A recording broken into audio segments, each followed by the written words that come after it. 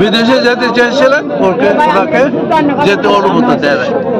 কাজে সেই কারণেই ওনার রোগটা আস্তে আস্তে এমন পর্যায়ে গেল, এটার জন্য দায়ী আমি মনে করি যে বিগত সরকার, আওয়ামী লীগ সরকার এই জন্য সম্পূর্ণ দায়ী।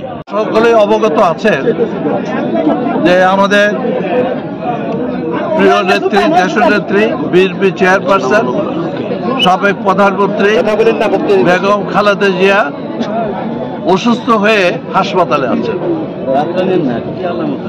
এটা বড় সুখের বিষয় যে উনি দেশ ছাড়েন নাই, সারা জীবন দেশে ছিলেন, এখনো আছেন। আমাদের আপনাদের সকলের দোয়ায় উনি যেভাবে হাসপাতালে ভর্তি হয়েছিলেন তার চেয়ে একটু ভালো, কিন্তু এখনো উনি সম্পূর্ণ সুস্থ হয়ে ওঠেন নাই। কাজে আমরা আপনাদের দোয়া কামনা করি যেন দেশনেত্রী বেগম খালেদা জিয়া দ্রুত আরোগ্য লাভ করেন। এটা বলা মুশকিল, তবে এটা সত্য